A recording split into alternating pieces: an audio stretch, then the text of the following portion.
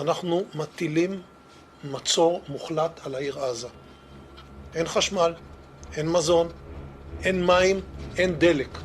הכל סגור. אנחנו נלחמים בחיות אדם ואנחנו נוהגים בהתאם.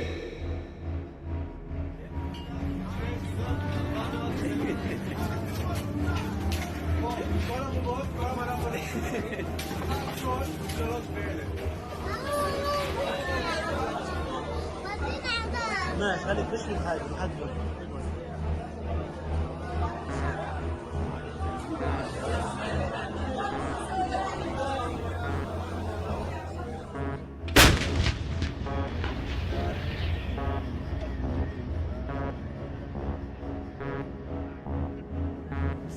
خلاص هي مكان هذا الولد باقي هون بلاش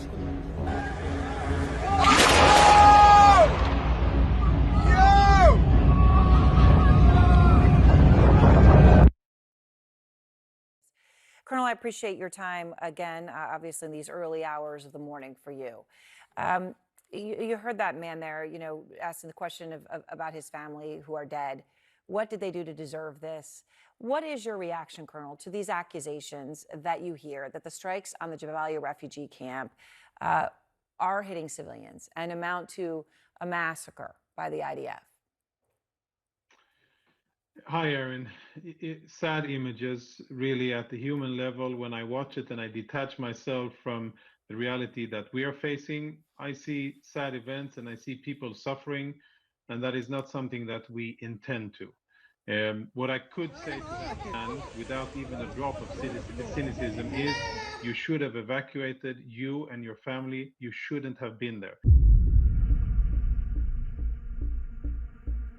On the evening of October 27, 2023, Israeli Defense Force tanks, armored personnel carriers, and infantry crossed into the Gaza Strip, marking the start of the Israeli invasion into Gaza. As communication and internet blackouts became widespread, indiscriminate bombings of civilian infrastructure killed tens of hundreds in the first few days from the Israeli Air Force. The invasion also displaced more than 800,000 Palestinians living in the upper half of Gaza from evacuation orders, but also came to include the middle section of the Gaza Strip, increasing the displacement to more than 1 million, leaving a tiny part of the Gaza Strip to be a massive refugee camp for hundreds of thousands. When looking at the density map, you can see that the most populated cities are in the evacuation zone set by the IDF, including Gaza City.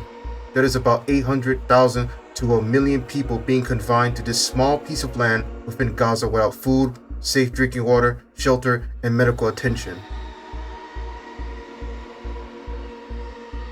The Israeli invasion of Gaza has put hundreds of thousands of Palestinian civilians in the middle of a war zone while they wait to evacuate or shelter safely, leading to humanitarian collapse, civilian deaths, and civilian abductions by the IDF. Raz Sagal, Associate Professor of Holocaust and Genocide Studies at Stockton University and endowed professor in the study of modern genocide, gave his analysis on the Palestinian crisis unfurling.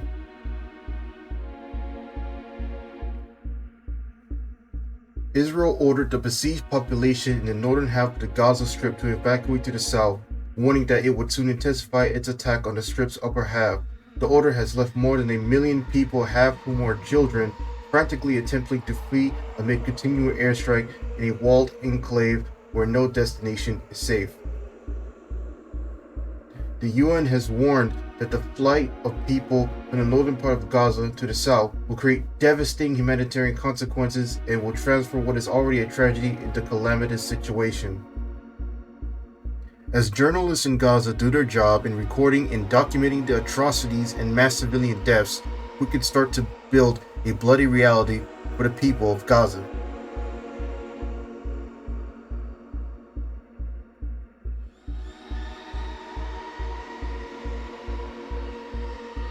According to the Palestinian Ministry of Health, an estimated 20,000 people have been killed by the current crisis in the Gaza Strip.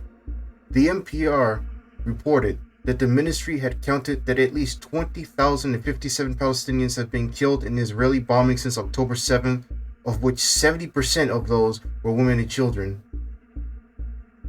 Another 50,000 people were wounded in Gaza, according to the ministry. Among the hundreds of thousands of victims, Yosef S. Sakani had to wake up to the reality of losing his wife, 4 daughters, and 2 sons in their 4-story apartment building in Gaza. One of the ones killed is my daughter. She had 1 semester left to graduate to become a doctor.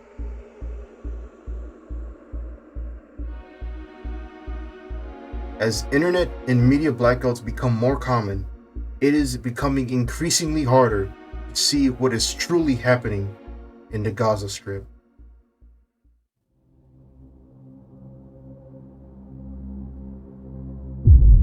The Nakba, or catastrophe in Arabic, encapsulates a pivotal period in the history of the Palestinian people, marked by their forced displacement and establishment of the State of Israel in 1948. The roots of the Nakba can be traced back to the end of the British Mandate of Palestine and the subsequent declaration of the State of Israel on May 14, 1948. This declaration triggered a series of events that led to the mass exodus of hundreds of thousands of Palestinians from their ancestral homes. During this event, numerous Palestinian villages and towns were depopulated and destroyed. The establishment of the State of Israel resulted in the displacement of an estimated 700,000 Palestinians who either fled or were expelled from their homes. The exodus was characterized by widespread human suffering, with many Palestinians becoming refugees in neighboring Arab countries. In addition to the forced displacement, the Nakba is associated with several notorious massacres carried out by Israeli militias. One of these gruesome massacres being the Third Nakba massacre. In April 1948, perpetrated by the Irgun and Lahi militias, stands out as a particularly brutal incident. The erosion of the Palestinian state continued beyond the initial Nakba. As the Israeli settlements expanded and military actions unfolded, the establishment of the Israeli settlements in the West Bank and East Jerusalem, territories captured by Israel during the 1967 Six-Day War, further complicated the situation. These settlements, considered illegal by the UN under international law, have been a source of agitation towards the Palestinian people, who find their lands being taken away from them in settlements meant to replace them and their culture. The understanding of the Nakba plays a pivotal understanding in the current crisis in Gaza. It shows similarities between the first and second Nakba. It shows the similarities in the excuses that the Israeli state had. In the past, they had the Arab Wars and the Six-Day War. And now they have an excuse to commit another atrocity now.